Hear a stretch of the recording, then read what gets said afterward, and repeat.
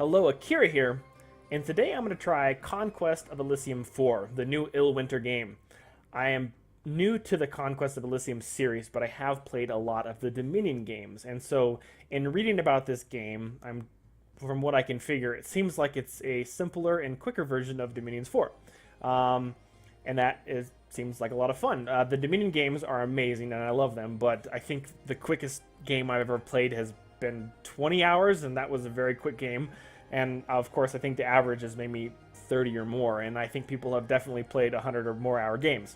So this one seems like a lot of fun. Maybe it's something that I can finish within a week. We'll see. So I haven't played at all, really. Just I've sort of poked around with some of the mechanics to see how it goes. I haven't really read a whole lot about it either, so I'm sort of coming in the dark, so we'll see how it goes here. But I have sort of decided the race I'm going to play, or at least the character I'm going to start with here. But let's go ahead and jump in on this. Because it's my first game, I think a small map seems appropriate. And this next part is very interesting. So in the Dominion games, there's I think maybe 3 eras you can play in. And in the beginning eras, there's lots of magic, but humans have like barely even discovered iron. And so there's sort of that like trade-off with technology and magic. And then as you progress in the last era, there's not a whole lot of magic, but what's left that people are sort of experts on, and it's very powerful, but there's definitely less magical items and magical creatures and such. And of course, there's like these huge armies who carry like steel weapons, and civilization has sort of been more established. This seems to sort of take that an extra step.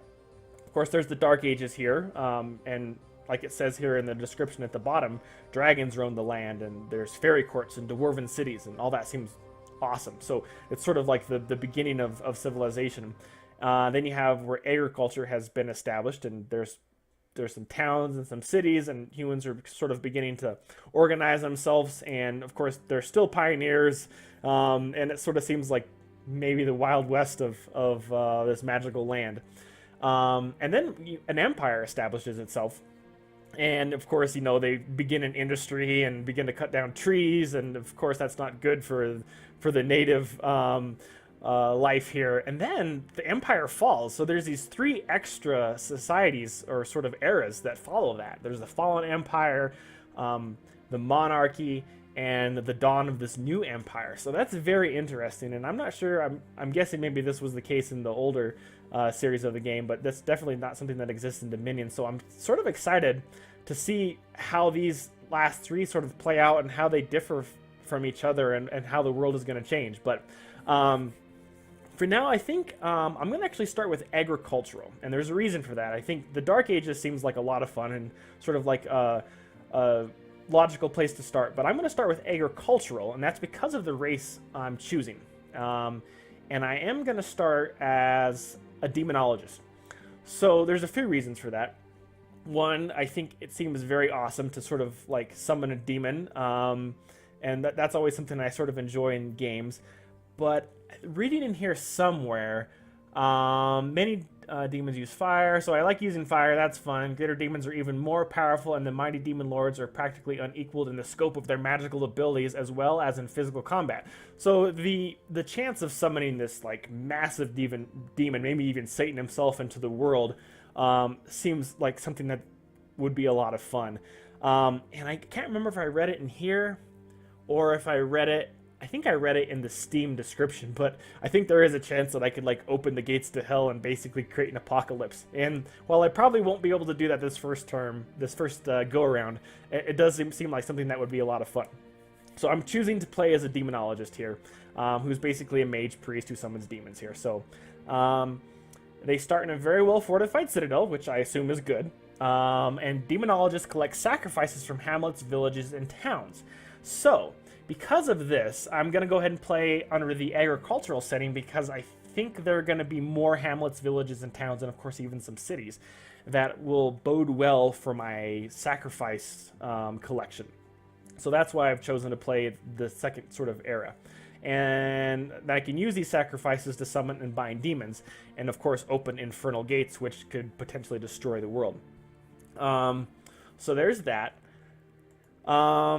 Okay, so we're going to play as a demonologist, and I think to sort of oppose me, or at least be sort of the other end of the spectrum, I'm going to choose a senator because we want to sort of have some bureaucracy there, and they're going to sort of play the humans that are sort of trying to establish the world as like a normal place, and I like that as sort of the opposite of what I'm trying to do, is bring demon into it. And we should give them a nice sort of boring pale blue. And then let's bring some like hippies into this. Where's my druid? There's my druid. Let's look at this guy. What do they do? Druids collect herbs from forests and jungles. Druids can earn herbs and to perform rituals. Druids and all animals under his command are stealthy in the forest. So that seems really cool. They're like sort of one with the world around them. Let's see what the senator's info. More gold income, more trade value. I'm not sure how much this pertains to the AI. Watchtowers can be used as citadels. They can sort of like spy.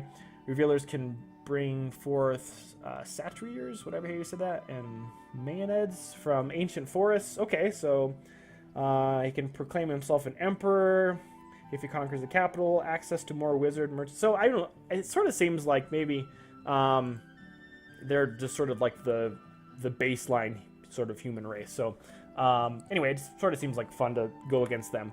I'm gonna go ahead and put him on Butler, just because playing on Jester sort of seems degrading, but we'll go up. I'm probably gonna get beaten fairly quickly, but we'll see. The Dominion games are sort of notoriously hard, so we'll see how this is. Though from the little I've read about it, it seems like this series, this version number 4 here, is a little easier than Conquest of Elysium 3. So I was sort of watching some early videos of that before I bought this, and I guess there was the initial starting was extremely difficult. So I'm told that's been sort of nerfed a little bit. So, oh, and I don't want to play as green. I'm evil demon lord. I think like a blood red seems really good, and the druids should definitely be green. Let's give them a nice green there. Okay. Oh, and we want to make sure they're senators. They're Butler. Okay, everything seems good. We're going to click OK to create the world, and I'm going to take a sip of my coffee here, so excuse me 1 second. All right. Oh, and I've got to name my guy. So this is always very difficult for me, but I'm going to keep it simple. Zool. Oops. Zook. Zool. Should I have a last name? No, I can't think of one right now. Zool seems like a decently evil name and easy to pronounce. I am really horrible with pronouncing some of the names on here, so forgive me. Okay, so right off the bat, I have an offer. I can get 1 scout for 17 gold. So can I accept that? An old weapon master has arrived at one of your farms. Ooh, that's cool. Fantastic. All right, so what is a weapon master? He must be like a captain or something. Let's see. Whoa. Okay. Maybe I should actually... shoot. Oh, there. Oh my gosh, he's way over here. Okay, so that's kind of cool. I get to sort of scout this region. He's probably going to die, but I can sort of scout this region out without having to use any of my major forces. So we're going to keep a hold of him. His name is Enrico. And then we'll zoom in here on my establishment. Okay, so I'm producing 6 gold per turn. No iron. I have 0 trade. And I'm only getting 1 sacrifice per month. So that's from my little hamlet here. I have a farm and a farm, so I'm getting 2 gold from that. And this coastal hamlet is, I believe, sort of unconquered because there's no little red icon around that. That's what I'm assuming here. So close to my forces here, I have a small little garrison of, oh, these, who are these? Oh, little goblins. Those will be fun to attack. That's great. Okay. And then farther north here, I have a sentry post of sort of regular humans here. The captain and officer, so we're just like a guard unit here. So I'm not sure how aggressive these goblins are going to be. I think I might take my forces, like kill the goblins. Oh, there's a coal mine there. Fantastic. So I can get some gold, some iron from that, which is great. And I don't know what those little feet mean. Let's see if that must mean something. Let's see if I can. We'll figure that out. Well, we'll see what that means. Okay, so let's look at my characters here. Zool, my great leader, the demonologist here. So he can cast spells, and he has a staff that I'm guessing he can sort of like whack people with, but we hopefully never ever get in a situation where he has to use it as a melee weapon. in Dominions, there was sort of like the base. We'll look at the other soldiers here to see what the base kind of stats are. But you know, obviously mages are notoriously physically weak. But he's got good magic resistance. Well, he's probably not. He's a low-level guy. But here's what he can do anyway. He can blood boil. Let's see what that does. Causes 1 to 15 magic damage, fire damage. Doesn't affect inanimate objects. Of course, it's armor negating, but magic resistance negates it. Air effect burst 1 in a range of 6. So that's sort of one of the spell he can cast. It's level 1. Oh, and then he has sort of this astral, I guess it's magic damage here, which is a blood burst. Sort of give a description of that. Causes 1 to 20 magic damage. I think we can turn those off or on there. And a burst of 5. What does that mean here? Burst 25. That must be maybe burst damage or something? Or maybe he can, oh, maybe he does like 5 of these at once. Oh, that's kind of hardcore. Okay. So he can like, sort of, these are really powerful spells apparently. And agony here. Causes 1 to 9 damage. So it doesn't really tell you what it does. Just does it cause just damage, or does it sort of? I'm guessing agony could like bring down the morale of the person it's cast against. So we'll see. We'll cast him in battle and see if we maybe can't slow things down to see how that goes. So that's my leader Zool there, and then Guerrier is my like captain of my sort of empire here. He's obviously a lot weaker. He can do a blood boil.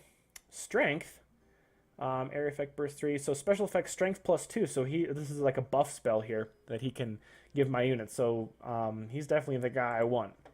And then let's take a look at my army. There we are. So it looks like I have some crossbowmen, a mid-ranked crossbowman, no armor, but they do have some magic resistance, with a crossbow and a dagger, and a swordsman, a little bit stronger, no armor still. Oh, maybe rank front. Maybe that's a location where. Oh, this unit will try to stand in the front row and engage in melee. Okay, that makes sense. So they'll sort of stand in front. Swords are superior to spears, so that's good. So these are like a little bit up from spear troops. So we'll know that when we start to create. So, all right. Move number 1 is. Actually, let's make sure we got Guerrier here. I kind of want to leave Zool in my capital here just in case. So we're going to select Guerrier and transfer units. And I think, of course, we're going to take everyone with me here. Perfect. Okay, so that little sword tells me that he's got 13 units there. And we're going to have him attack the goblins in the mine. So that will give us some gold. And I'm tempted, to just actually take this hamlet with my leader, assuming there's like no hidden evils there. If that's the case, this could be a very short game. I'm not sure if losing my main guy will end it, but we'll see. So we're going to actually have him, the next commander, go there. Okay, so I think that's good, unless these guys can like move all the way over. I have a feeling they're going to stay there. I think they're sort of just like guarding this area. I don't think they're going to command. So let's look at the things that I can do, which I probably can't do anything this turn. Oh, look, I'm already collecting extra gold. So that's great. So I wonder if I get that like sort of this next turn. That might be good. I think I do. Obviously, it says +8. So I should have 34 gold next turn. But I'm not collecting any iron yet, and that's probably because there's an enemy force there. So I have taken this hamlet. Fantastic. I'm making progress. Okay. Let's look at the trade admin. This thing's pretty straightforward, actually, that I can just buy or sell things for gold. And I'm not sure what buy over price means. If that, I don't have any trade little icon here, so this might not even make sense yet. Okay, so let's look at that later. Recruiting units. So units are actually terribly expensive. So just for 5 spearmen, which we just read are lesser than swordsmen, it's 50 gold. So it's going to be a while before I can just get 5. And then to get swordsmen, I'm going to need that plus 5 iron. So it's terribly expensive to produce units, where in Dominions, like, you end up pretty quickly with armies of like hundreds. So this is definitely a lot more simplistic, which I guess I kind of like. So we're not going to be recruiting any units, but let's look at what we can do. And I'm guessing anyway, my sort of forte is my special powers here, which is summoning. And so I have, can I scroll down? Just 2 levels of summoning I can do, and I can't do this one yet. Probably because my dude's only level 1. But basically, what I can do right now is summon imps for 10 sacrifices here. And if I right click on that, with this ritual, the demonologist will summon a bunch of imps and try to control them. The more human sacrifices used, the greater the chance of successfully binding the imps. Imps are evil, and if the binding fails, they will attack at the first opportunity. Can be cast anywhere. So if I do cast this, I want to make sure that I have like an army guarding this dude in case they decide to attack, because that might not be bad. And then maybe it wouldn't be a bad idea to try to maybe summon with like 15 sacrifices to sort of maybe ensure that it goes smoothly. We'll see. And then Wall of Torment, only possible in fortified. Oh, so I can do this, but I have to be at in my citadel there. By trapping human sacrifices inside the castle wall, the demonologist can create a wall of torment. The trapped souls will attack any enemies that come too close by releasing their dark energies on them. So it's a defensive spell. The castle gates will be flanked by 2 heads that project the horror of those who are trapped in the wall, and any enemies that approach the gate will run away in panic. Creating the wall of torment is a very time-consuming ritual. Can only be cast in. So it's basically a defensive spell that I'm hopefully not going to have to use for a while. So, all right, I think it's time to end my first turn. Zool attacking Independence. All right, so let's see some battle here. So, wow, that's going by quick. Okay, wow, that was those little orcs or whatever. I see, what were they? Okay. Wow, that was very, very quick. And went very, very well. So now I'm producing 9 gold. So actually, maybe I will be able to buy a small army here pretty soon to at least replace what I'm probably going to lose by attacking this defended position here. 7 units, 1 captain, plus mostly crossbowmen and swordmen. So that's going to be sort of a difficult one to take. Okay. Oh, and you know what? Shoot, I forgot about this guy down here. Dang. Okay, so let's take him. Let's just start moving him back. Wait, can I not move him? Oh, next commander. Guerrier. Embrico. Yeah, we go. Okay. Oh, man, already.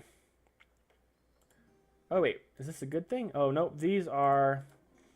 horrors are astral beings that feed on the emotions of suffering, lamentation, and fear. Oh, they sound like nice guys. Oh, hit points 32, so I'm definitely not gonna... They're poison resistant, shock resistant, sleep immunity, and pierce resistant. Yeah, those guys look nasty. So we're definitely not going to attack them. Let's see what this guy's stats are here. So he's got 3 broadswords. I'm not sure why there's 3 there, what the point of that is. But pretty basic dude. No armor, normal strength. So he's basically just a scout, of course. So yeah, we're not going to... Oh, he's a weapons master. So what does that give him? Oh, army trainer, 1 XP per month. So that's... So if I think if I keep him with my units or in the place where I'm making my units, he's going to sort of give me an advantage. And he's insane. So what does insane mean? If nothing else, the odor should be enough to keep any civilized person from visiting the smaller fishing village along the coast. However, where the cult of the deep has taken hold, the fishermen behave in an increasingly erratic manner and have exaggerated fondness for the sea. In the cult villages, interbreeding with sea creatures seems to be far more rampant than in other coastal villages, producing offspring that are almost fish-like in appearance, and mine that is a few sardines short of a full tin. Wow, that's hardcore. What does this mean? Anyone in this location will get an experience boost every month. Okay, yeah, so we want to try to get this guy back safely for sure. So let's... Ah, he's getting attacked. Void, there is a battle here. Oh, that sounds ominous. Oh, wow. Okay, so this is something I forgot to look at. There's different planes that I think are unexplored here, and I don't have any idea sort of how this mechanic works, but... So did he just get like... Oh, so maybe I moved here, and did he get like sucked into the void? He did. So that's... I have no idea what's going on here, but let's go ahead and... He's going to fight next turn here. And we're going to get to see what... He might be dead in like 1 second. Or is he in a different plane altogether? No, I'm not sure. We'll see.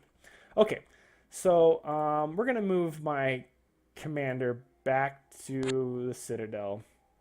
and take my forces, move through the forest, and sort of scout out this. We're going to call this west. Oh, shoot. Oh, still getting used to controls. Well, that's where my commander is now.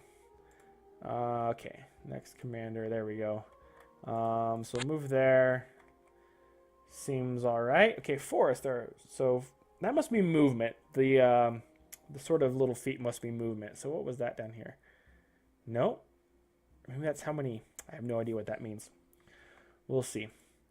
Okay, so I got two more moves. We're gonna move up one through the mountains, and oh, is that it? Nope, that's it. So maybe that's the movement penalty is moving through these. It takes 2. I have no idea. We'll see. Okay, so that's all I can do. I have 35. I can't buy anything. I can't do anything. So we're gonna go to end turn. Zul attacking whores. Oh crap. Oh man. Okay, so my scout is dead. This looks like space. Oh, I can buy another scout for 22 gold. Okay, so that was sort of intense. He spawned and then was killed right away in the void by some creatures that I should have. Can I go back and look at replays? No, preferences. I guess I can't. Well, that's too bad. I don't know what he was killed by, but it seemed pretty awesome. Okay, so now I definitely want to move Zul back to the Citadel and keep him there. Next turn, I can buy some more. I think I'm going to wait until I can buy swordsmen because they're just worth waiting for, I believe. Okay, so now I want to make sure I have next commander. Okay, let's take him up here and scout the rest of the mountains. Oops. Next commander. There we are. Let's take him. Whoa, okay. Definitely want to back off here. Okay, what do we got? We have... These look like orcs. The Dai Bekmono are much larger than smaller Bekmono, but they are still just as ugly and even more cruel. Their size has given them high status in the Bakmono tribe, and they are usually both well armed and trained for combat. So these guys have 11 hit points. They actually have armor as well and are somewhat magic resistant. So this is no one to sort of mess with here. These are the basic guys. The Bakmono come in many different sizes, but they are all easy to recognize thanks to their ugly, warty appearance. So these seem like orc-like creatures here. Only 3 hit points, no armor. Okay, so actually maybe this isn't too bad. There's just 3 guys, but this guy seems fairly strong. And who are, oh, these are giants. Oh man, I do not want to mess with these guys right now for sure. Hates air beams. Good thing that's not me. They're giant-sized. The cost of entering the square is reduced by 1, but down to minimum action points. So I'm not sure what that means. And they move through mountains probably really easy. So escaping through the mountains is not an option with them. But huge amount of hit points, huge amounts of strength. They do pretty massive damage with their hammers here. Let's see here. Damage 1 to 2. Oh, I guess maybe it's, yeah, that's pretty good damage. But yeah, definitely. Oh, and they can stun. So ideally, these guys will sort of wipe themselves out. So am I out of moves here? I am. So we're gonna retreat back over here and then probably wait until I can buff my forces. We'll see what these guys do after a couple of moves here. Okay, so in the turn. Autumn has arrived. Okay. All right. So, well, that's good. The giants sort of destroyed them. And how are these guys doing? Can I look at this wall? So, hit points. Oh, that's good.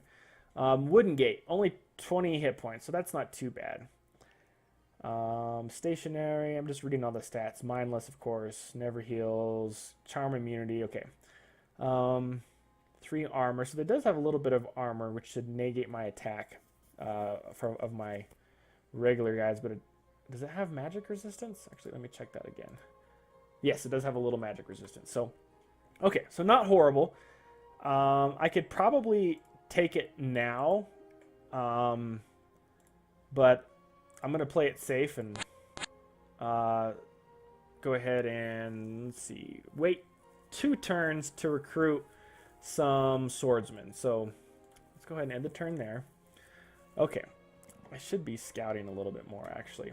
But better safe than sorry. Okay, we'll move these back there.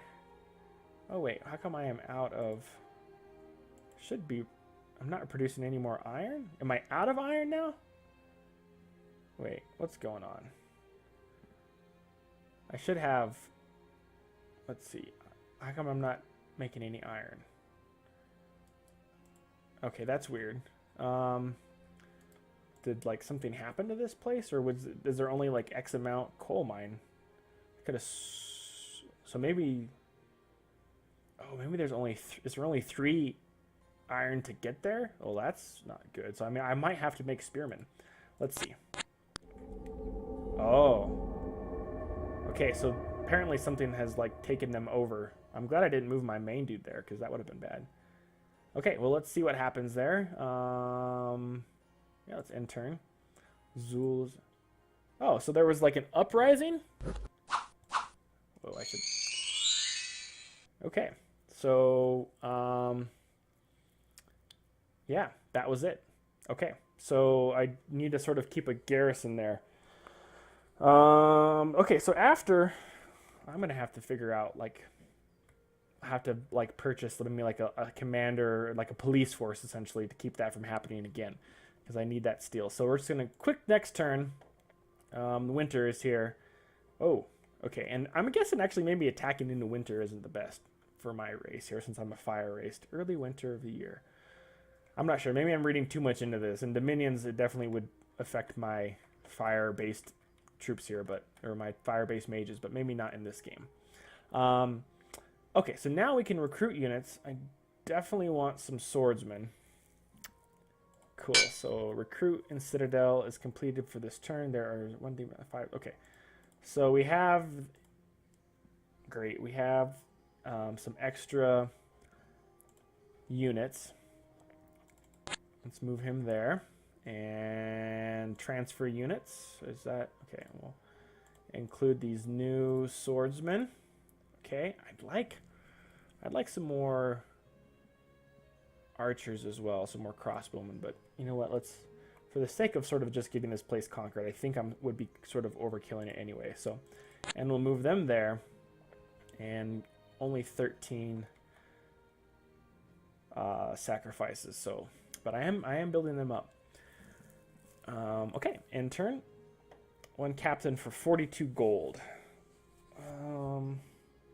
I could use a captain, but I don't have 42 gold. Is that still... Yeah, so I think this message is only for this turn anyway, so... Alright.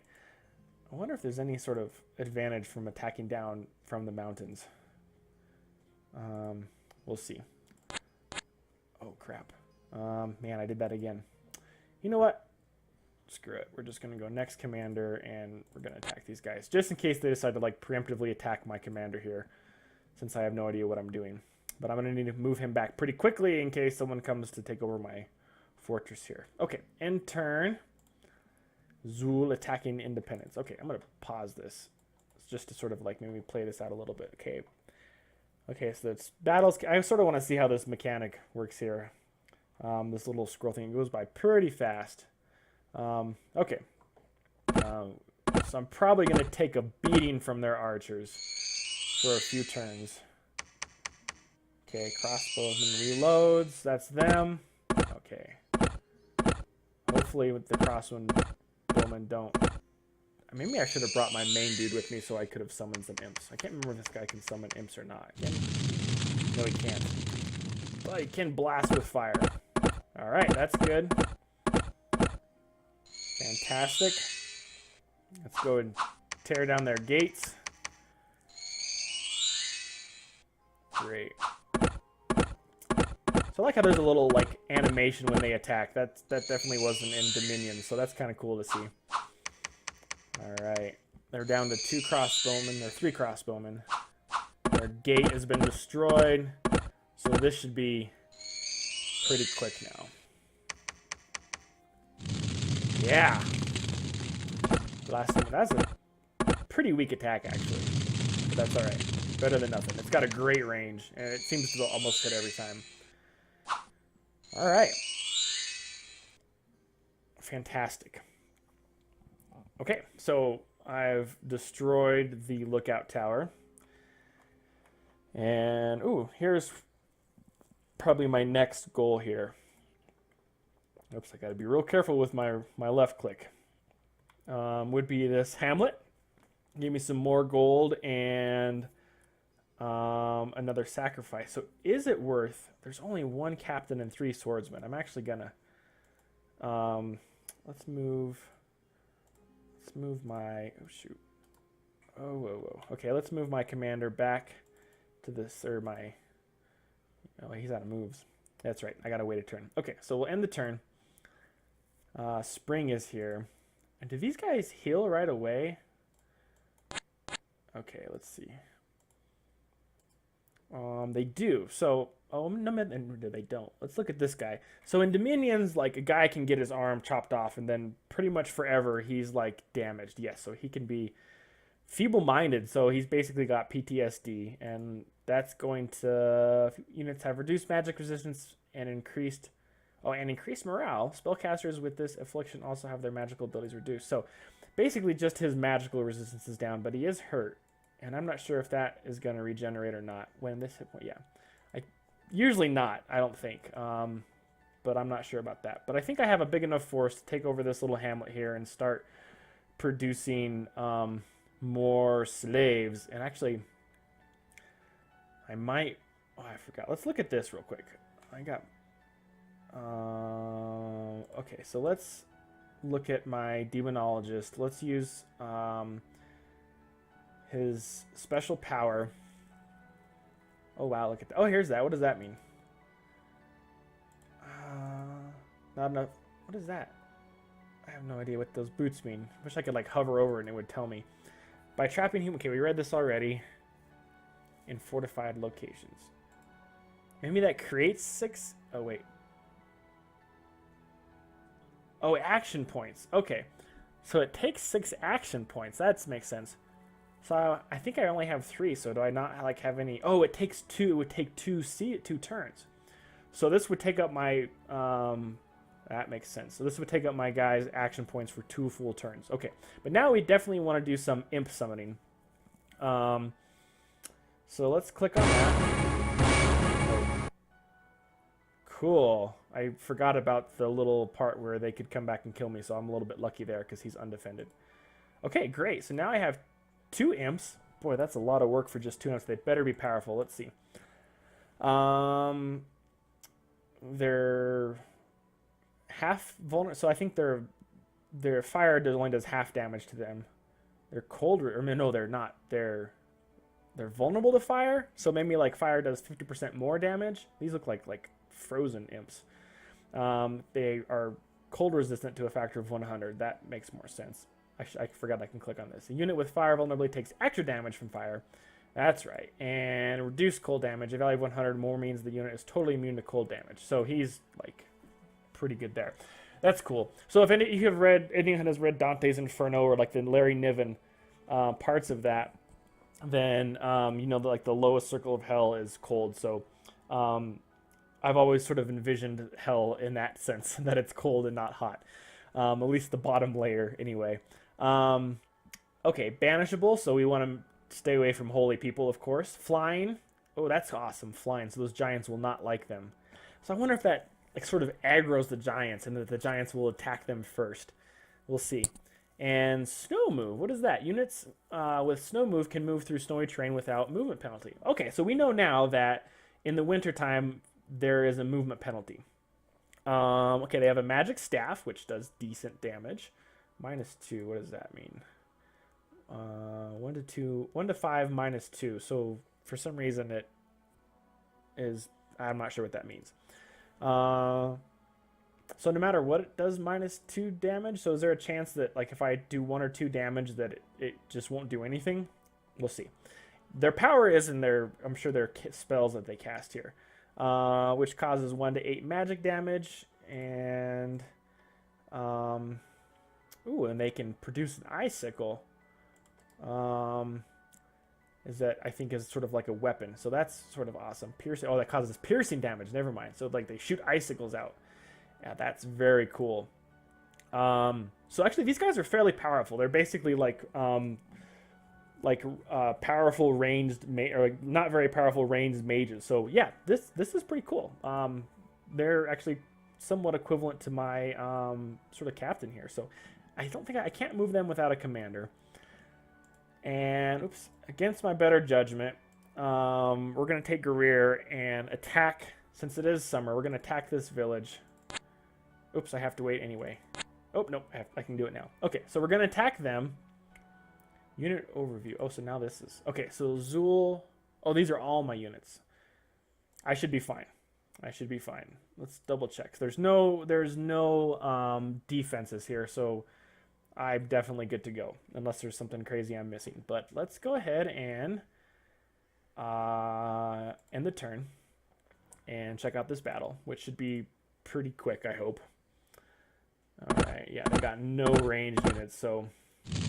Yeah, destroy them. Alright, let's look at their commander real quick. I just want to see magic resistance, how my attacks sort of affect someone of that. Yeah, pretty easily. It's hard to see. But I just wanted to see if maybe she hit him with magic, how that magic resistance was affecting that. Okay, so this is great. I'm now producing 3... sacrifices per turn, and I've got a next round I'll be able to sort of supplement my army. Okay, now I have a decision to make since I've got a single sort of force here. If I should where I should move them, but I think this might be a good chance for a break here, and we'll come back in episode 2. And from there we'll see what direction I'll take and what my next steps will be. So thank you for joining me. We'll see you next episode.